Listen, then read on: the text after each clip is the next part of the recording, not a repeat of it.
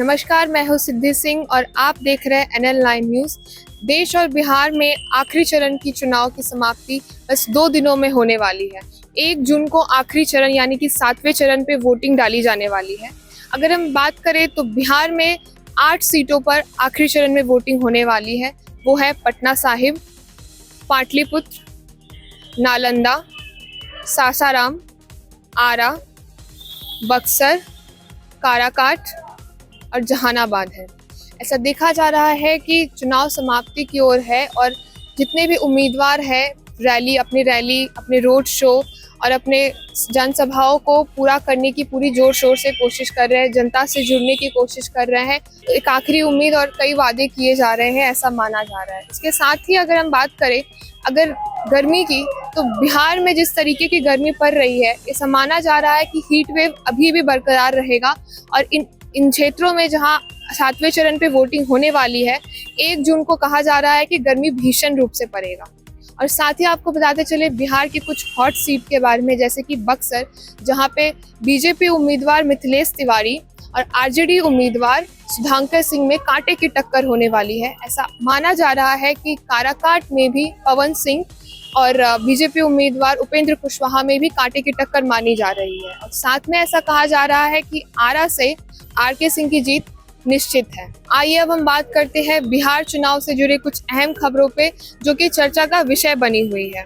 बिहार दौरे पे आए योगी आदित्यनाथ, जो कि उन्होंने अपना रैली किया था पटना और आरा में, उनका एक बहुत ही अहम वाक्य सामने आया है, जिसमें उन्होंने कहा कि तालिबान राज नहीं, राम भक्त राज करेंगे। साथ ही में उन्होंने जमकर प्रहार किया, अपने शब्दों के बाण चलाए कांग्रेस पे और आरजेडी पे। जिस चीज के लिए योगी आदित्यनाथ जाने जाते हैं, उस चीज में वो काफी अच्छे से उभर के निकले और लोगों के साथ, जनता के बीच में अपनी बात रखी और उन्होंने अच्छे से उस रैली को पूरा किया। कल आरजेडी सुप्रीमो लालू प्रसाद यादव का हुआ भव्य रोड शो, जो कि मीसा भारती के लिए एक वोटिंग अपील था, जिसमें भारी तादाद के समर्थकों की भीड़ नजर आई।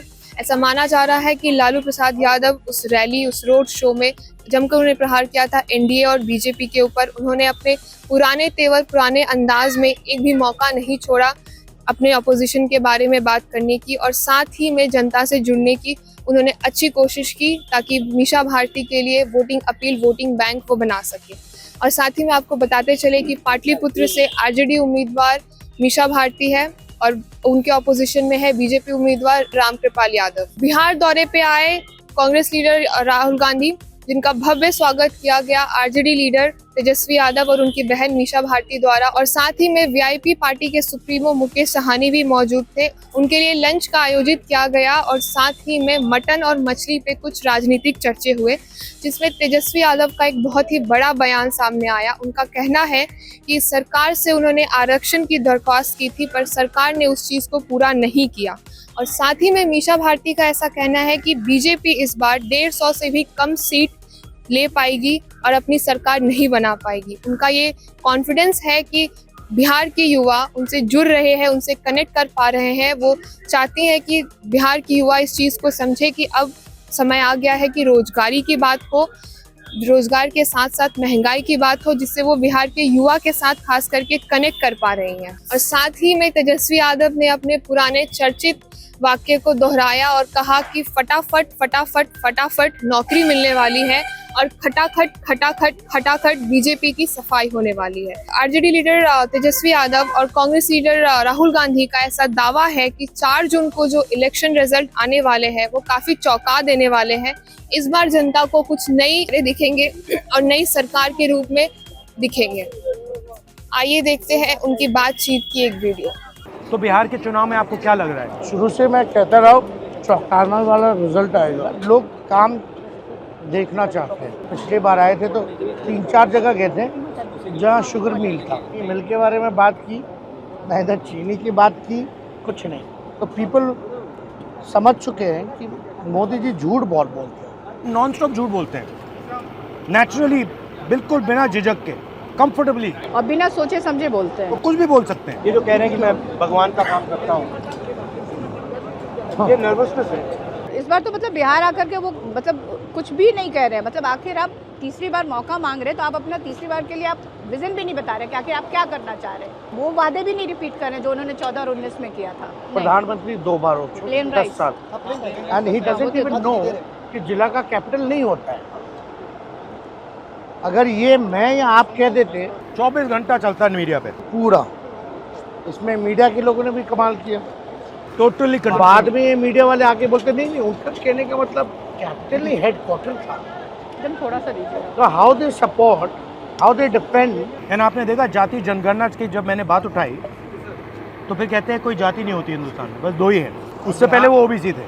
इस बार बिहार आए तो वो नाम गिना रहे जातियों के। अच्छा, जातिवादी नहीं है तो आखिर मध्य प्रदेश के चीफ मिनिस्टर को फिर अलग से मनेर अलग। क्यों भेज रहे हैं? द बेस्ट पार्ट जो हमने 75% जो आरक्षण बढ़ाया बिहार में, जिसमें कि EWS एज इट इज 10% और पिछड़ों का, अति पिछड़ों का, OBC, EBC, SC and ST, आदिवासी और दलितों का जो बढ़ाया। ऊपर से दे। उसके बाद हमारे कैबिनेट ने प्रपोजल भेजा गवर्नमेंट ऑफ इंडिया को कि इसको शेड्यूल 9 में कर दो, अब तक नहीं किया। और कहते हैं कि आरक्षण जो है ये लोग खत्म करना चाहते हैं।